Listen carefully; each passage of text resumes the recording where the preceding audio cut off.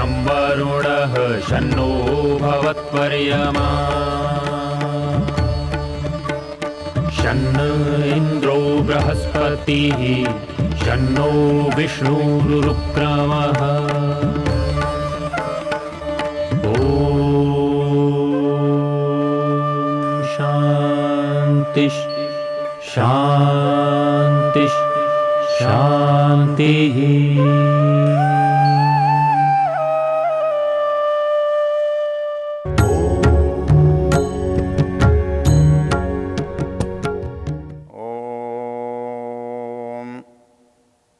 द्वाविमौ वातौ वातः आसिन्धोरापरावतः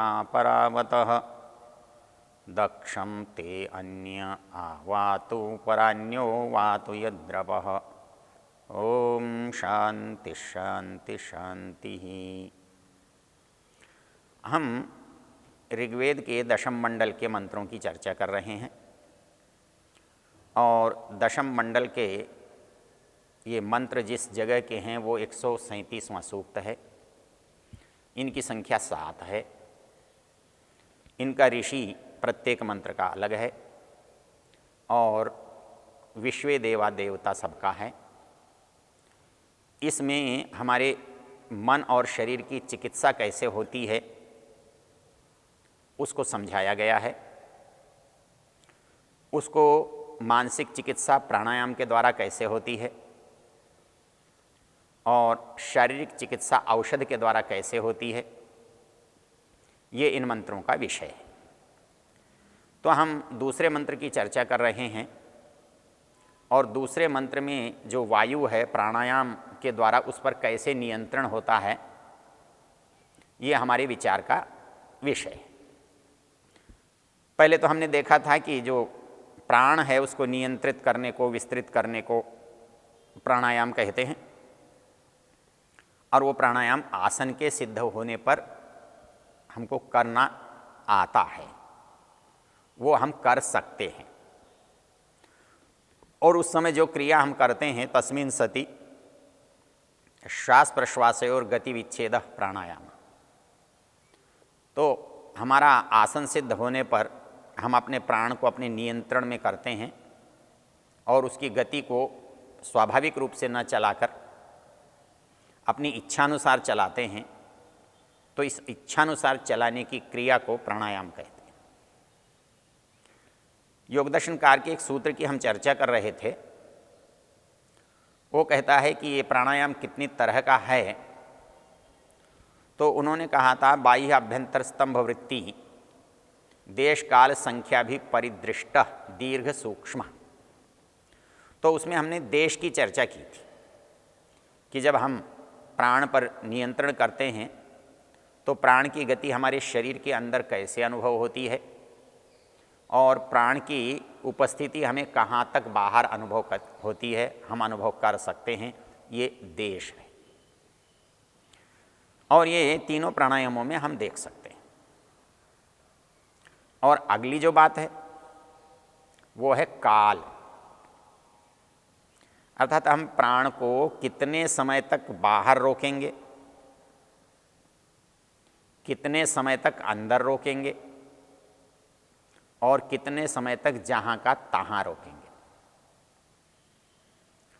इसको भी हम बहुत धीरे धीरे बढ़ाते हैं, बढ़ा सकते हैं।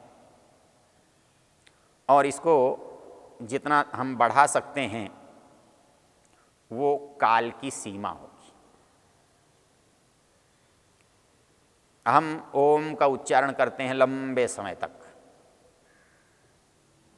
लेकिन हम सोचते हैं बहुत लंबा कर सकते हैं, लेकिन ऐसा होता नहीं। अधिक से अधिक 1 मिनट से 1.5 मिनट के बीच में हमारी ओंकार की ध्वनि होती है। कोई भी 2 मिनट ओंकार की ध्वनि नहीं कर पाता है। ये हमारा काल है। तो हम अपने अंदर जब श्वास रोकते हैं तो एक स्वाभाविक स्थिति होती है कि रोकने वाली स्थिति में समय हमको ज़्यादा ठीक लगता है। हमको बाहर जब श्वास फेंक कर रोकना पड़ता है तो वो हमारे लिए कठिन होता है। उसमें जल्दी ही दिल घबराने लगता है। इसलिए जो प्राणायाम करने वाले होते हैं वो आभ्यंतर में प्रसन्न रहते हैं, और वो यदि बाहर जितना कर सकते हैं उससे अधिक, उससे दुगना वो आभ्यंतर में कर लेते हैं। लेकिन जो साधक हैं, साधना करने वाले हैं, उनका कहना ये है कि प्राणायाम का अभ्यास बाह्य करना चाहिए।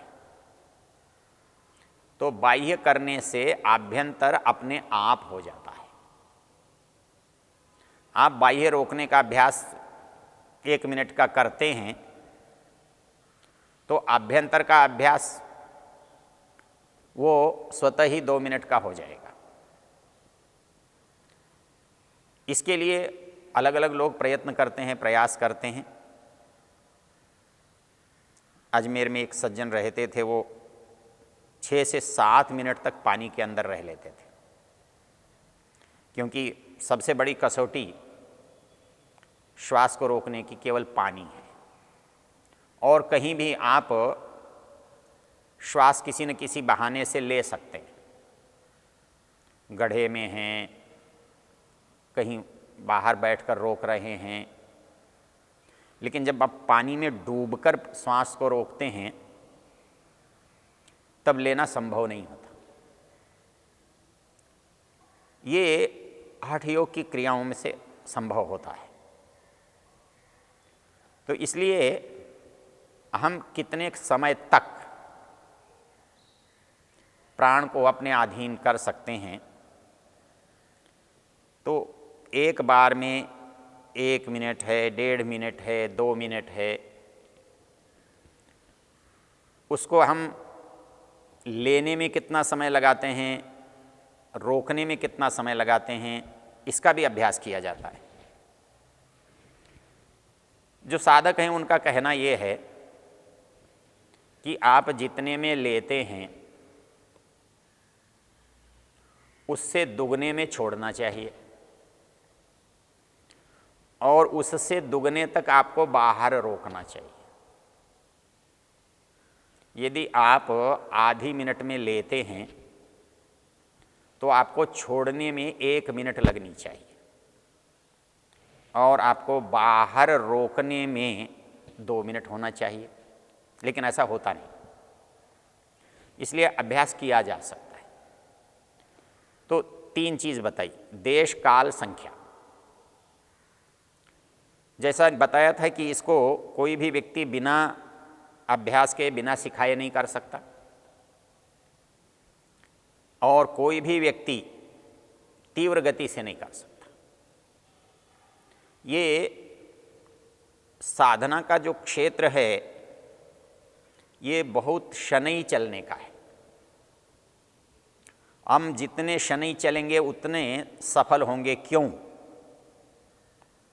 कि शनैः चलना हमारे धैर्य का प्रतीक है।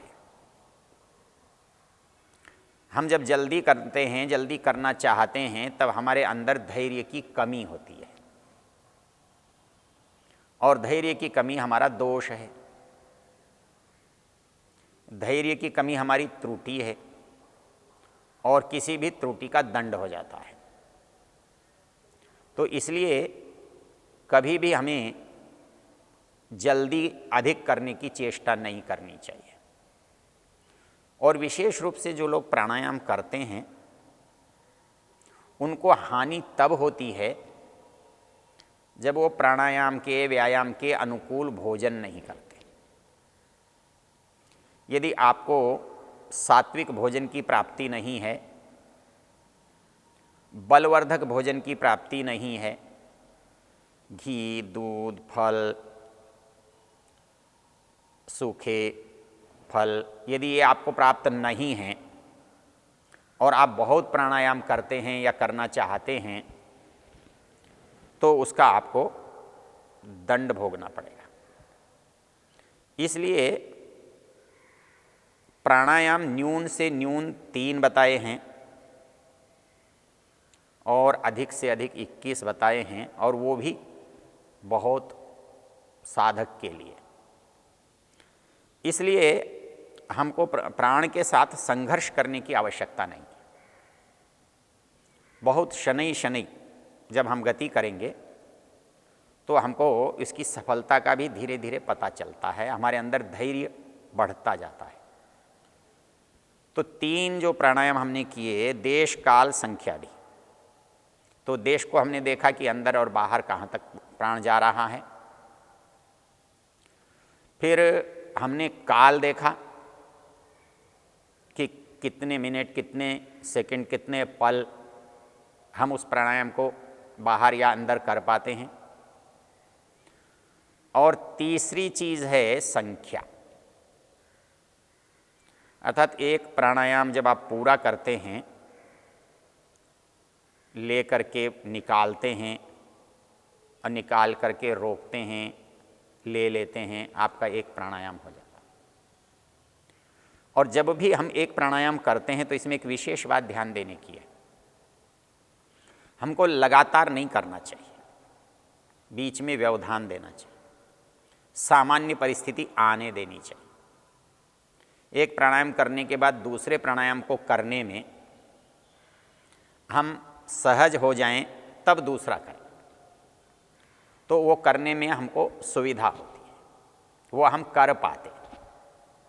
और यदि लगातार करते हैं तो उसका हम पर बहुत वजन पड़ता है, भार पड़ता है। इसलिए हम कितने प्राणायाम करें उसको हम संख्या कहते हैं। तो देश काल संख्या भी, परिदृष्ट दीर्घ सूक्ष्म, अर्थात वो कितना छोटा है ये संख्या में हो सकता है, वो कितना बड़ा है ये संख्या में हो सकता है, देश में हो सकता है और काल से भी हो सकता है। तो पतंजलि जो हैं वो पूरे प्राणायाम को इतने तक मानते हैं। इसके बाद भी एक चीज़ है जो मानते हैं, और ऋषि दयानंद ने भी उसको उद्धृत किया है, उसको पतंजलि कहते हैं बाह्याभ्यंतर विषयाक्षेपी चतुर्थ। अर्थात इन 3 प्राणायाम को तो हम करते ही हैं, लेकिन यदि हम इसमें कुछ और बढ़ाना चाहते हैं, करना चाहते हैं, तो वो चीज़ है बाह्याभ्यंतर विषयाक्षेपी। ये वैसे तो समझ में आता नहीं, लेकिन जब इसकी व्याख्या देखते हैं, इसके बारे में लिखा हुआ पढ़ते हैं, तब ये चीज़ हमारी समझ में आती है। इसके लिए लिखा गया है कि बाह्याभ्यंतर विषयाक्षेपी होता क्या है। कहते हैं कि जब कोई हम प्राणायाम करते हुए प्राण को अंदर ले लेते हैं, तो हमारे अंदर की स्थिति ऐसे होने लगती है कि अब प्राण बाहर निकलना चाहता है। तो प्राणायाम करने वाला साधक जो है दोबारा प्राण को भर के निकलते हुए प्राण को पीछे धकेल देता है, अंदर धकेल देता है। ऐसा वो जितनी बार कर सकता हो। और इसका विपरीत, प्राण को बाहर फेंकने के बाद यदि वो प्राण दोबारा अंदर जाना चाहता है, तो साधक उस प्राण को फिर बाहर की ओर फेंक देता है। ऐसा वो जितनी बार कर सके। तो ये जो विधि है ये बाह्याभ्यंतर विषयाक्षेपी कहलाती है। तो इस तरह से ये जो 4 प्राणायाम हैं, इनका अभ्यास करने से मनुष्य का जो मन है वो उसका निग्रह हो जाता है, वो वश में हो जाता है। तो यहाँ पर कहा द्वाविमौ वातौ वातः आसिंधोरा परावत। अब ये सिंधोर परावत क्या? सिंधु वैसे समुद्र को कहते हैं, सिंधु नदी को भी कहते हैं। तो यहाँ क्या नदी क्या समुद्र? तो एक ही बात समझ में आ सकती है, वो ये कि वायु अंदर कहाँ तक जाता है। फेफड़ों में जाता है, वो हमारा सिंधु है। वहाँ तक पूर्ण जब यदि फेफड़ों में भर जाता है तो हमारे पूरे रक्त की शुद्धि हो जाती है। सामान्य रूप से जब हम श्वास प्रश्वास लेते हैं तो फेफड़े आधे क्या चौथाई भी काम नहीं करते, लेकिन जब प्राणायाम का हम अभ्यास करते हैं तो धीरे धीरे फेफड़ों की सीमा जो है वो बढ़ती है, और जितनी बढ़ती है उतना प्राण जो है वो रक्त को प्राप्त होता है। प्राणायाम की आवश्यकता इसलिए है, भगवान जब कोई चीज़ बनाता और देता है उसके यहाँ थोड़े का नियम नहीं है। वो इतना नहीं देता कि उसमें आपका काम न चले, वो तो इतना देता है यदि कोई दुर्घटना हो जाए, कोई कमी पड़ जाए, कोई अंग विकृत हो जाए तो भी आपका काम चल जाए। तो इसलिए प्राणायाम के द्वारा हम अपने फेफड़ों को प्राणवायु से भर लेते हैं और उसके कारण से हमारे रक्त के अंदर ऊर्जा, जिसे हम प्राण कहते हैं, वो प्राप्त होता है। तो ये दो तरह से काम हो रहा है। एक काम तो ये हो रहा है कि वायु अंदर जा रही है तो हम प्राण अंदर ले रहे हैं, हमारी ऊर्जा बढ़ रही है। लेकिन जब हम प्राणों को बाहर निकालते हैं तब भी वो काम कर रहे हैं। तब वो क्या काम कर रहे होते हैं? जो अंदर का प्राण का प्रदूषण है, उस प्राण के प्रदूषण को हम बाहर निकाल रहे होते हैं। तो मंत्र ने कहा द्वाविमौ वातौ वातः आ सिंधोरा परावत।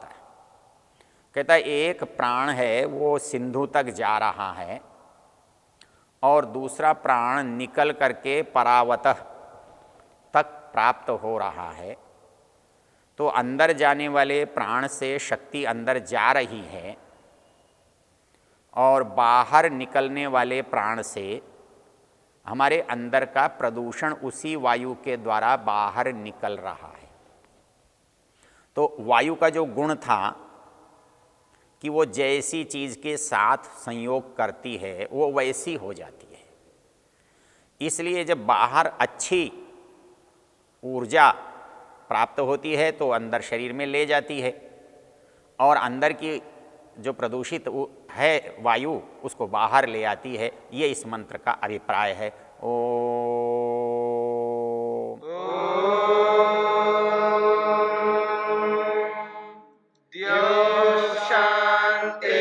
शांतिरंतरिक्षं शांतिर्पृथिवी